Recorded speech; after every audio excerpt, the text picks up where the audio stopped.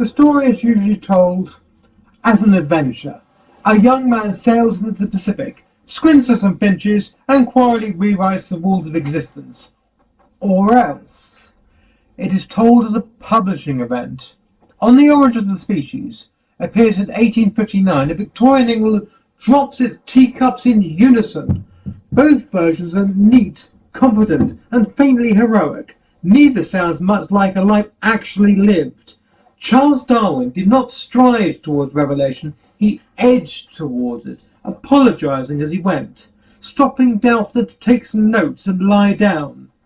Now, the voyage of the Beagle, it mattered because it delivered instant enlightenment, but because it taught Darwin how to be unsettled for long periods of time. He learned to live with unanswered questions, to tolerate inconsistency, to sit with discomfort.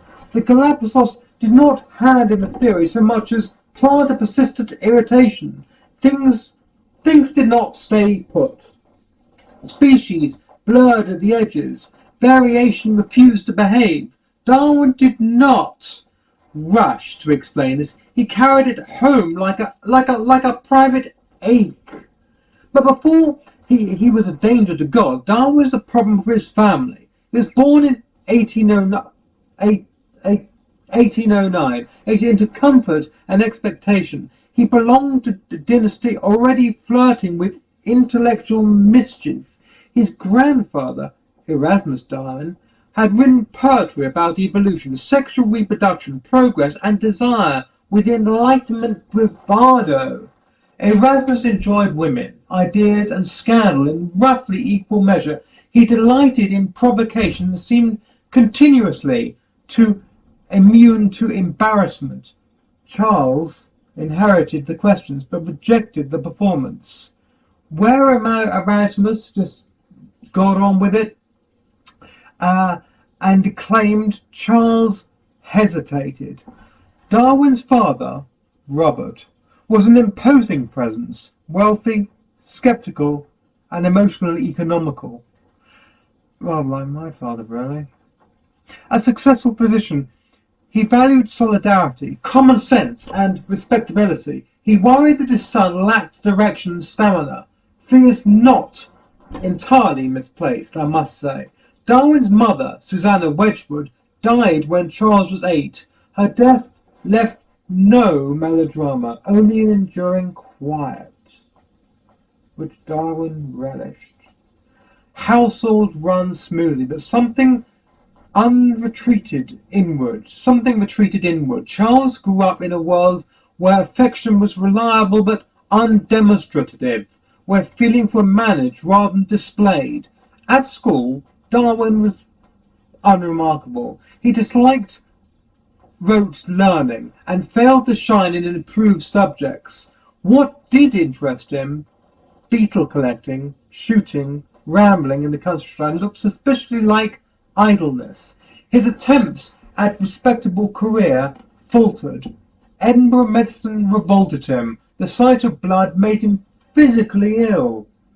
Cambridge theology bored him, though it trained him in the careful weighing of arguments. Darwin's early life is marked less by rebellion than by quiet invasion. He drifted, rather like some of us do today. He drifted along, but he was disappointed. He had disappointed expectations surrounding him, without openly defying him. The Beagle voyage was offered as a solution to this drift. It was a chance at a gentlemanly occupation, a way to occupy a restless man without committing him to anything permanent. Darwin accepted it only after his father's objections were overcome through family persuasion. Even the great adventure of his life began as a compromise. And we don't really think of that today, do we? Compromise. Once at sea, Darwin discovered that he was not built for heroism. He was chronically seasick, uncomfortable, and socially cautious. Privacy was scarce. Well, it would be on a ship anyway, wouldn't it? I mean, think about it. Masculinity was loud and performative. Darwin learned to watch carefully, without drawing attention to himself. What the beagle gave him was time, distance, and a habit of meticulous observation. He collected obsessively fossils, plants, animals, notebooks, thick with description. He read geology and began to think in deep time, yet remained cautious about interpretation. The Galapagos were intriguing rather than revelatory. The famous finches would later assume their emblematic role.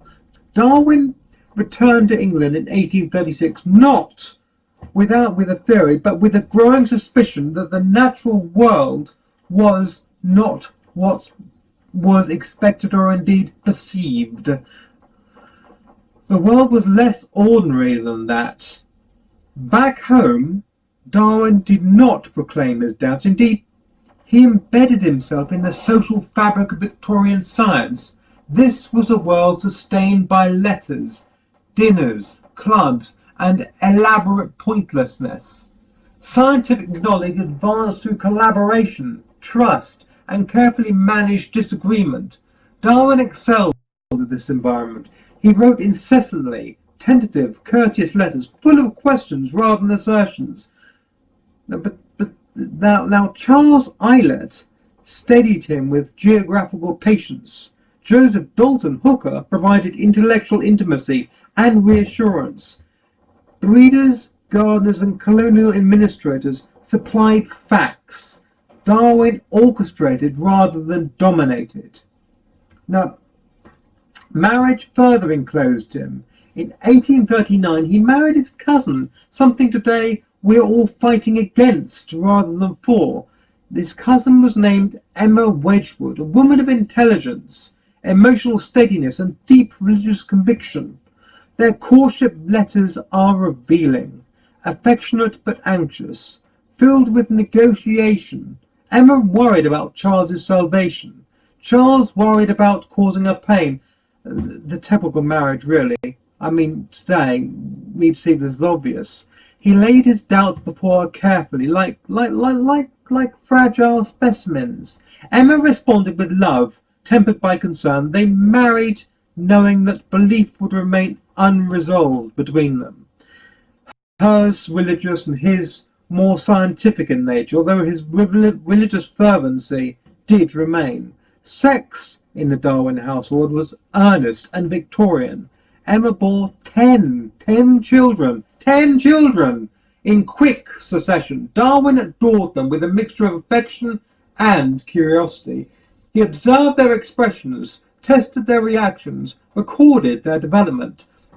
Domestic life became an extension of his scientific habits. When the 3 children died young, grief and guilt deepened his anxiety. Reproduction, inheritance, and variation were no longer abstract questions. They were lived realities for Darwin. I know the feeling. Illness soon became a constant companion. Darwin suffered from nausea, palpitations, skin complaints, headaches, and a crushing fatigue. Doctors offered conflicting diagnoses. Darwin kept careful records, whatever their origin, and their origin could be very diverse. They allowed him to withdraw from London, from public debate, from controversial spaces of science. Down House became a sanctuary, part family home, part laboratory, part refuge. From there, Darwin conducted experiments, bred pigeons, grew plants, and wrote letters by the hundreds. I mean, he really was an academic soul. For years, natural selection remained confined to notebooks. Darwin worked slowly, compulsively, amassing evidence. He feared being wrong. He feared causing distress. He feared social upheaval. His temperament inclined him towards delay. Then, in 1858, the delay became impossible. Alfred Russel Wallace, working independently in Malay Archipelago, sent Darwin a manuscript outlining a theory strikingly similar to his own, but not quite. I mean, it was really almost plagiarism, we might say today, but they had to take that on board. Darwin panicked. Decades of caution had nearly cost him priority. But he was lucky. Friends intervened. Lyell and Hooker arranged a joint presentation of Darwin and Wallace's ideas at the Linnean Society. The event passed with little notice. There was no uproar, no applause. The revolution entered the world quietly. A year later, On the Origin of Species appeared. The book was cautious in tone, dense with examples, and strategically restrained. Humans were largely absent. Sex was discussed obliquely. Darwin dismantled divine design while speaking the language of pigeon fanciers and gardeners. He was very subtle about this. The reaction was immediate and polarized. Some readers grasped the implications at once. Others resisted fiercely. Darwin, meanwhile, retreated further into correspondence.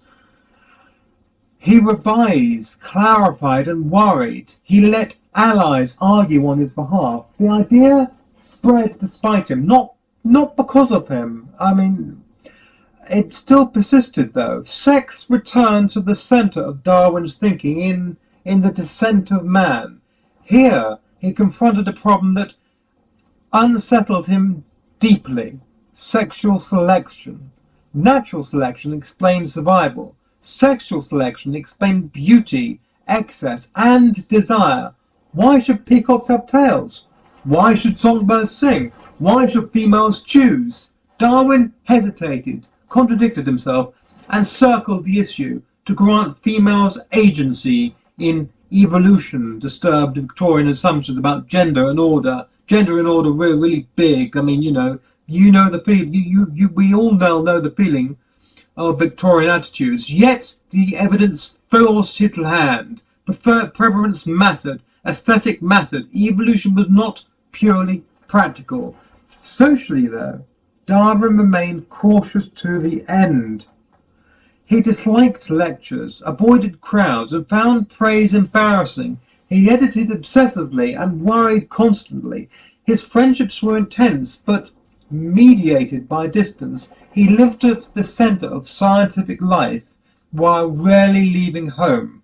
By the time he died in 1882, he became an institution, buried in Westminster Abbey, safely monumentalized. The man beneath the monument was less certain. Darwin had lived carefully, loved deeply, worried increasingly, and altered the intellectual landscape almost despite himself. His sexuality was domestic and anxious. His collaborations were intimate and strategic. His family life was both comfort and method. Evolution, as Darwin practiced it, was not a trumpet blast, but a long and apologetic conversation, one conducted quietly at home and heard everywhere. One that continues awkwardly long after he stopped speaking.